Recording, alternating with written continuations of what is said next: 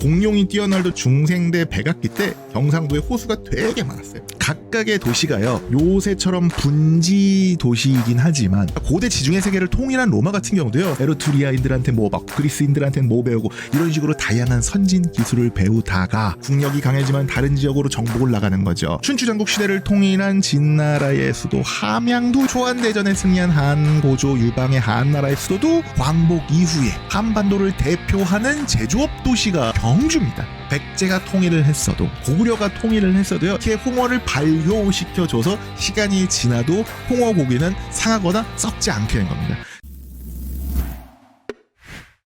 똑똑해지는 역사 이야기를 하는 두 선생입니다. 오늘도 질문으로 한번 시작을 해보려고 해요. 한반도의 역사에서, 한국사에서 나오는 주요 도읍지, 주요 대도시들은 어떤 공통점을 가질까요? 인근에 반드시 커다란 강을 두고 있고요. 그리고 바다와 그리 멀지 않은 도시들입니다. 고구려와 백제의 마지막 도읍지였던 평양과 부여, 그리고 신라의 천년고도 경주, 그리고 고려와 조선의 500년 도읍지인 개성과 평양, 모두 이러한 자연 환경을 갖고 있습니다. 평양에는 이제 한반도에서 5번째로 긴 대동강이 흐르고 있고요. 그리고 부여 옆을 흐르는 금강은 한반도 남부에서, 남한에서 3번째로 긴 강입니다. 그리고 경주를 지나는 형산강은요, 상대적으로 짧긴 하지만 그래도 동해를 흐르는 남한의 강 중에는 가장 긴 편이에요. 그리고 개성과 서울을 지난 예성강과 한강도요, 뭐 상대적으로 긴 편이고요. 그리고 곧바로 서해로 흘러가죠. 아니, 대도시들이 다 그렇지, 뭐 당연한 이야기를 하고 있어. 예, 맞습니다. 사람이 사는데 물, 특히 이제 민물이라고 그러는 담수라고 불리는 요 물은요, 아주 필수적입니다. 사람이 마셔야 되죠. 농사도 지어야 되죠. 가축도 길러야 되죠. 다 물이 필요합니다. 심지어 근대 이후에는 이 산업용수도 필요해지면서 민물은 사람 사는데 반드시 필요한 필수적인 요소입니다. 그리고 그걸 제공해주는 게 뭐다? 바로 강이죠. 하지만 전 세계 모든 대도시가 강과 바다와 가까운 건 아니에요. 어떤 도시들은요, 강이랑 바다랑 전혀 가깝지가 않아도요, 대도시로 성장을 하고 없던 나라의 수도가 되기도 합니다. 가장 대표적인 도시가요, 남아프리카 공화국의 요하네스버그입니다. 세계에서 강, 바다, 호수가 없는 도시 중에 가장 큰 도시가 요하네스버그예요. 19세기 말에 요하네스버그 인근에서 거대한 금광이 발견이 되거든요. 이 금 때문에 사람들이 엄청나게 모여들면서 해발 1700m, 거의 설악산 대청봉 수준의 해발 고도에 있는 고원에 사람들이 모여들고 도시가 형성됐고요. 물은 그럼 어디서 떠와요? 수백 킬로 떨어진 레소토 등등에서 물을 끌어오면서 살고 있습니다. 그리고 사우디아라비아의 수도인 리야드 같은 경우도요, 사막 한가운데에 있는 수도입니다. 참 이런 수도가 얼마나 있을까 싶은데, 왜 여기가 수도로 되었느냐? 리야드라는 곳을 수도로 했던 사우드 가문이, 하필 이 사우드 가문이 아라비아 반도를 통일하면서, 그리고 여기에 사우디의 석유가, 아랍 지역에 석유가 많이 발견이 되면서 리야드도 그냥 대도시로 발전을 한 거예요. 그리고 스페인의 수도 마드리드에도 그렇게 큰 강이 없어요. 그리고 뭐 딱 아주 그냥 이베리아 반도 가운데에 있잖아요. 이게 만사나레스 강이라고, 뭐 강이 도시를 가로지르고 있기는 한데 배가 다닐 수 있을 정도로 폭이 넓거나 수심이 깊지도 않습니다.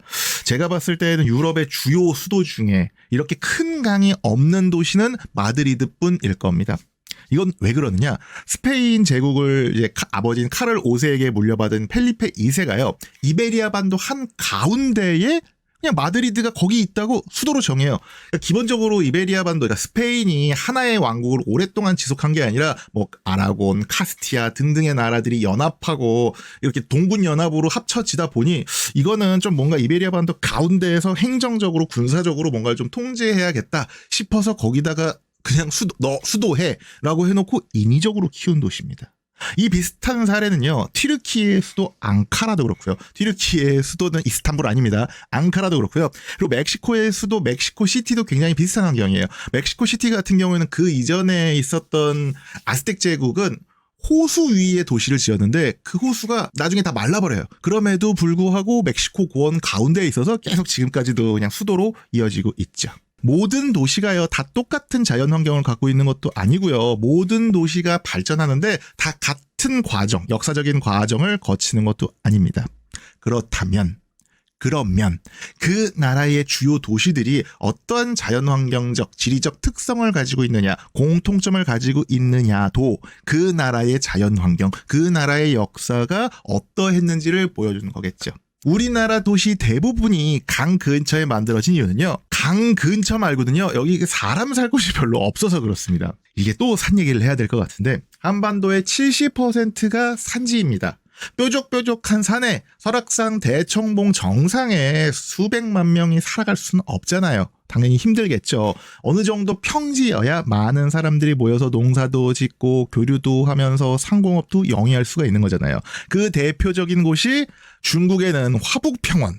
여기 아주 넓은 평원이 있고요. 그리고 인도의 힌두스탄 평원도 있고, 그리고 일본의 간토 평야 같은 경우도 굉장히 넓죠. 평원만 우리나라 경기도만 합니다. 하지만 산이 많은, 산의 비중이 많은 한반도에는 그렇게 넓은 평야가 존재하지 않습니다. 전부 다 좁은 평지밖에 없어요. 그런데 그 좁은 평지를 뭐가 만들어주느냐? 바로 강이 만들어줍니다. 당연한 이야기겠지만요, 기본적으로 강은요, 높은 산에서 흘러와요. 흐르면서 우리가 침식작용이라고 하죠. 산을 깎아줍니다. 그래서 이렇게 산을 깎다 보면은 주변에는 다 산이야. 그런데 강이 깎다 보니까는 그 가운데는 좀 평평해진 땅이 있어요. 그걸 우리가 뭐라 그럽니까? 분지.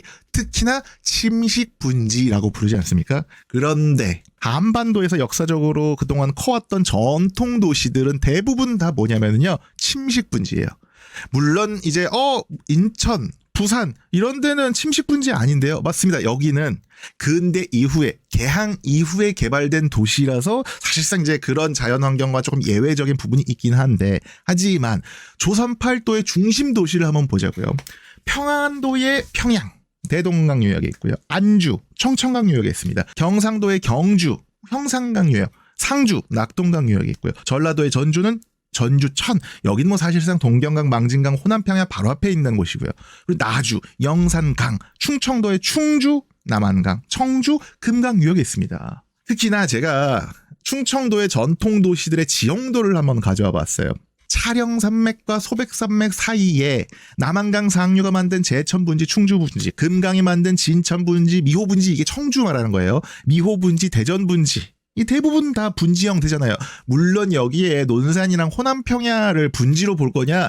그건 좀 힘들죠. 그냥 바다 바로 옆이니까. 하지만 기본적으로 이들도 소백산맥과 차령산맥 사이에서 강들이 산을 깎아 만든 고러한 평야지대다라고 생각하시면 될 것 같습니다. 강이 깎아놓은 분지에 사람들이 모여서 농사를 짓는데, 또 하필이면 강이 있으니까 배를 타고 다른 지역으로 가는 것도 되게 좋잖아요. 다시 말씀드립니다. 한반도의 70%는 산지입니다. 근대 이후에 철도 또는 현대 이후에 고속도로가 개발되기 전까지는요, 육상 교통이 발달하기 어려운 자연환경을 이 한반도가 가지고 있습니다. 그렇다고 교통을 아예 개발하지 않았겠습니까? 당연히 개발했겠죠. 그런데 한반도는 강을 주요 교통로로 활용한 겁니다. 대표적으로 세금 어떻게 얻을까요? 지금이야 핸드폰으로도 하고 통장으로 바로바로 뺏어가고 원천 징수도 하지만, 이게 대부분 쌀로 납부를 했어야 될 거 아닙니까? 그러면 어떻게 하느냐? 강변 도시로요. 강가에 있는 도시, 좀 큰 도시로 각 지방의 세금, 금강의 충청도 세금은 다 금강으로 모여, 아니면 저기 산골짜기에 있는 남한강으로 모아 싹 다 모읍니다. 그러면 이제 조은선이 가요. 조금 이제 상류는 작은 조은선이 한 바퀴 훑어요. 그리고 하항 도시라고 해서요, 딱 이 바닷물과 민물이 만나는 그러한 도시에 이제 세금을, 그 강유역에 있는 세금을 싹 다 걷어요. 그리고 바다로 나옵니다. 남해 또는 서해로 나와서 살살살살 올라가서 개경, 고려시대 때, 조선시대 때는 한양으로 운반을 합니다. 그래서 우리나라는 역사적으로요, 내륙순이 발달하게 되는 겁니다. 그리고 세금을 걷는 루트를 따라서 상업도 자연스럽게 발달을 하겠죠. 그렇게 조선 후기 이 강으로 흥한 도시가 어디냐면요, 금강 유역의 강경입니다. 강경. 요즘 분들은 아마 강경이라는 지명을 거의 들어본 적이 없으실 거예요. 지금은 이제 충청남도 논산시 안에 있는 강경읍, 아주 작은 읍의 이름이지만, 한때 강경에 있는 시장인 강경장 같은 경우는요, 대구, 평양, 있는 시장과 함께 조선 후기의 3대 시장으로 꼽혔습니다. 그만큼 아주 활발했다는 겁니다. 원래 금강유역에는 어떤 도시들이 발달했을까요? 삼국시대 때 백제의 수도, 부역, 공주, 웅진성이랑 사비성 이런 도시들이 중심이었겠죠. 하지만 조선 후기에는요, 강경의 입지 덕분에 강경이 엄청나게 뜹니다. 우선 바닷물이요, 강경 근처까지 들어왔거든요. 강경이 여기가 강경이에요. 여기가 강경. 여기까지 바닷물이 들어왔습니다. 워낙 서해가 조수간만의 차가 커가지고 여기까지 들어와요. 그렇게 들어오다 보니 큰 배가 서해 강경 정도까지만 들어올 수 있었던 거예요. 그리고 강경 같은 경우가 딱 밑에 보시죠. 이게 다 뭡니까? 논산평야. 그리고 그 밑에는 호남평야. 이 길목에 있다 보니까 충청도, 호남 지역, 그러니까 전라도 지역을 다 아우를 수 있었던 유통과 물류의 중심지였던 겁니다. 우리가 이제 한국사 공부할 때 김정호의 대동여지도와 세트처럼 반드시 외워야 하는 조선 후기의 지리지가 있습니다. 지도 말고 지리지. 뭘까요? 이중환의 택리지죠. 이중환의 택리지가 어디서 완성되었는지 아십니까? 바로 물자와 사람, 정보가 집결하는 이 강경에서 완성을 합니다. 충남에서 가장 먼저 상하수도와 전기가 설치된 곳도 어디냐? 강경이고요. 충남에서 극장, 우체국이 가장 먼저 들어온 곳이 어디냐? 강경입니다. 아니 그런데 왜 지금은 이렇게 강경이 존재감도 없어지고 한번 들어본 적도 없는 것 같고 이렇게 이름으로 바뀌었느냐? 교통이 바뀌면서 그렇게 됩니다. 경부선, 호남선 같은 육상 교통이 발달하면서 충청도에 덧뜬 지역이 어딘가요? 대전이잖아요. 대전에 경부선 지나가고 호남선, 전라선 지나가면서 확 뜨잖아요. 그래서 금강유역에 있는 공주, 부여 그리고 강경 같은 곳들은 전부 다 쇠퇴를 합니다. 왜? 내륙수운이 쇠퇴를 하니까. 심지어 1990년에요. 금강 하구뚝이 지어져요. 하구뚝. 강 하류에 지어놓은 뚝이죠. 이게 지어놓으니까 아예 포구의 기능이 완전히 사라져 버린 겁니다. 그리고 요 비슷한 굴곡을 가진 도시가 전라도에 있는데 그게 어디냐? 영산강의 나주입니다. 사실 나주를 강경이랑 같이 묶어서 설명하기에는 나주 자존심이 상하죠. 전라도 2000여 년의 역사에서 가장 중요한 도시를 딱 하나 꼽아라 라고 하면은 저는 나주를 꼽고 싶어요. 삼국시대부터 전라도의 중심 도시 중에 하나였습니다. 그리고 후삼국시대의 후고구려의 그러니까 궁의 밑에 있던 장군인 왕건이 후백제의 후방이죠. 나주를 점령하면서 일약 스타덤에 올라요. 그러니까 차기 대권주자로 오르거든요. 나주 점령 덕분에 왕건이 고려의 국왕이 될 수 있었다라고 말해도 과언이 아닐 정도로 나주가 굉장히 중요한 도시예요. 그래서 고려 태조 왕건에 맏아들이고 고려의 2대 왕인 해종. 이 해종의 어머니가 누구냐? 나주오씨입니다. 나주 사람이에요. 고려시대 12개의 광역시 같은 도시들 우리가 12목이라고 불렀거든요. 이 12목 중에 하나가 어디냐? 나주목입니다. 전라도라는 이름 자체가 어디서 왔느냐? 전주와 나주에서 한 글자를 따와서 전나도가 된 겁니다. 강경이 조선 후기의 상업도시로 떴다면 나주는 전라도에서 전통적인 행정중심지, 경제중심지였습니다. 지리적인 환경도요 되게 강경이랑 비슷해요. 그러니까 전라남도 영산강이랑 남해, 서해를 이어주는 게 나주입니다. 그 포구가 어디냐? 강경포가 있듯이 금강에는 영산포가 나주에 있었어요. 참고로 전라도의 소울푸드인 홍어가 나주의 영산포를 기반으로 해서 전국으로 유통되고 전국구 음식 그런 게 되는 겁니다. 홍어를 먹기 시작한 역사도 정말 재밌는 게 고려 말부터 왜구가 난리 부르스였잖아요. 그래서 그때 뜬 게 최영 장군이랑 이성계 장군 아닙니까? 그런데 조선이 건국된 이후에도 조선 정부에서는 골칫거리였어요. 그래서 왜구 토벌을 엄청나게 해서 그래서 마지막에는 그 근거지인 대마도 정벌을 이종무 장군이 세종대왕 때 한 거 아니겠습니까? 그런데 단순히 왜구 토벌만 한 게 아니라 우리나라에 섬이 많은데 이 섬들 여기도 보세요. 섬이 얼마나 많습니까? 신안의 별명이 천사의 섬입니다. 실제로 천사가 살아서 천사의 섬이 아니라 섬이 1004개 있어서 천사의 섬이라고 불려요. 이거 다 어떻게 컨트롤할 거며 여기 있는 사람들이 외구한테 약탈당하는 거 어떻게 지켜줍니까? 그래서 조선 정부가 말을 해요. 야, 니들 그냥 다 내륙으로 이주해. 그거를 우리가 공도정책이라고 불러요. 왜? 섬을 비우는 정책이니까. 그런데 원래 섬에 살던 사람들이 섬에서 고기 잡던 사람들이 갑자기 내륙으로 이주했다고 그럼 지금부터 저는 농사를 짓고 살겠습니다. 이렇게 안 돼요. 사람이 배운 게 도둑질이라고 자기 하던 거 해야 편합니다. 그래서 내륙으로 이주를 했음에도 불구하고 예전에 원래 고기 잡던 바다 저기서 고기 잘 잡히던데 하고 그 바다 그 섬 앞에서 열심히 고기를 잡아요. 그리고 다시 나주나 이런 데 육지로 돌아오는 거죠. 그런데 웬걸 이게 가는 길이 머니까는 생선들이 다 죽고 썩어버려요. 그런데 거의 유일하게 홍어가 좀 냄새가 나긴 하는데 얘는 안 썩어.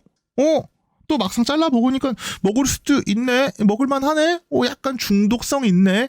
참고로 말씀드리면요. 홍어가요. 왜 먹을 수 있게 되느냐? 왜 삭혀지느냐? 그러니까 다른 고기들 같은 경우는요. 다 썩어버리잖아요. 근데 홍어는 노폐물을 피부로 내보내요. 오줌 같은 거를요. 피부로 내보내는 거예요. 그러니까 피부에서 오줌 냄새, 암모니아 냄새가 나는 거죠. 그런데 이 암모니아가 피부로 나오면서 그러니까 어떻게 보면 코팅 역할을 해주는 거죠. 부패균을 전부 다 제거시켜버립니다. 그렇게 홍어를 발효시켜줘서 시간이 지나도 홍어 고기는 상하거나 썩지 않게 된 겁니다. 그래서 섬에서 열심히 홍어를 낚시해서 나주의 영산포로 가서 팔게 되고 전라도 사람들이 먹게 되다 보니 자연스럽게 홍어가 전라도의 소울푸드가 된 거죠. 자, 다시 침식 분지 이야기를 좀 돌아오시죠. 우리 지금 강과 분지 이야기를 원래 하고 있었는데 그러면은 우리나라에서 가장 큰 분지는 어디일까요? 바로 경상도입니다. 경상도에 있는 어느 분지냐? 대구 분지 얘기하는 거 아니에요? 어딥니까? 아닙니다. 경상도 자체가 하나의 큰 분지다라고 말할 수가 있어요. 이게 지형적으로 봐도 지질학적으로 봐도 경상도를 그냥 경상도 자체가 분지라고 할 수가 있는데 지질학적으로 분지가 무슨 뜻이냐면요. 지각이 움푹 들어간 곳에 퇴적물이 쌓인 구조를 지질학적 분지라고 합니다. 이 공룡이 뛰어놀던 중생대 얘기까지 해야 되는데 중생대 백악기 때 경상도에 호수가 되게 많았어요. 호수가 공룡이 살기 좋은 환경이라서 경상도에는 지금도 공룡 발자국 화석이 많은 거예요. 아무튼 호수에 퇴적물이 쌓이면서 이 경상도가 전체적으로 퇴적 분지가 되는 거죠. 그런데 이제 지질학적으로 계속 지각 운동이 이루어지니까 지금처럼 산지도 많아졌는데 지형적으로 봐도 기본적으로 분지인 게요. 서쪽에 소백산맥 있죠. 북쪽에 뭐가 있나요? 태백산맥이 살짝 흐르다가 말잖아요. 낙동 정맥까지 생각하면 그냥 이게 그냥 병풍처럼 둘러싸고 있지 않습니까? 거기서 낙동강, 섬진강, 형산강 등등의 강이 흐르면서 안동, 상주, 대구, 경주, 진주 같은 작은 분지 도시를 만들어줍니다. 정리를 하면은 거대한 경상 분지 안에 작은 도시 분지들이 있다. 그래서 대구가요. 경상 분지 안에 있는 분지 안에 분지라서 데프리카라고 불릴 만큼 여름에 엄청나게 더운 겁니다. 여기다가 경상도 내륙 지방에 있는 도시 중에 대구가 인구가 제일 많고 도시화가 가장 잘 돼 있잖아요. 그럼 아스팔트에서 뭐 올라옵니까? 열 올라오죠. 열섬 현상까지 일어나면서 이제 진짜 데프리카의 완성 이런 게 되는 겁니다. 그런데 저는요. 경상도의 이 분지 지형이 신라가 삼한을 통일하는데 한반도 중남부를 통일하는데 가장 큰 영향을 미쳤다고 봐요. 소백산맥이랑 태백산맥이 신라의 커다란 천리장성 같은 역할을 해주죠. 그리고 경상도 안에 있는 도시들은 대부분 분지 형태잖아요. 그러니까 그 자체가 요새예요. 분지고 거기다 성만 쌓으면은 니들 쳐들어와봐 메롱. 국력이 작을 때는 자신의 영토를 소백산맥과 태백산맥 아래 지키면서 때를 기다리기 정말 좋습니다. 그러다가 국력이 강해지면 다른 지역으로 정복을 나가는 거죠. 내물왕 때부터 시작해서 지증왕, 법흥왕 때 힘을 기른 신라가 진흥왕 때 함경도까지 가면서 정복 활동을 이어가지 않습니까? 실제로 세계 고대사에서는요. 산으로 둘러싸여 있는 산지 또는 분지 지형이 그 지역 전체를 통일하는 사례가 자주 목격이 됩니다. 고대 중국의 도읍지 하면 장안과 낙양이 떠오릅니다. 두 도시가 가까워 보이지만은 여기가 장안이고 여기가 낙양입니다. 이게 무슨 말이냐면요. 장안은 기본적으로 황토고원 끝자락에 있는 관중 분지에 있습니다. 고원 안에 있는 분지에 있다는 얘기입니다. 낙양은 황하 중류의 평야지대에 있어요. 그 평야지대에 있다기보다는 고원에서 평야로 이렇게 가는 그 길목에 있습니다. 지형적 길목에. 두 도시 모두 많은 나라의 도읍지였지만 고대 중국을 통일했던 제국의 수도는 대부분 어디였느냐? 장안이었습니다.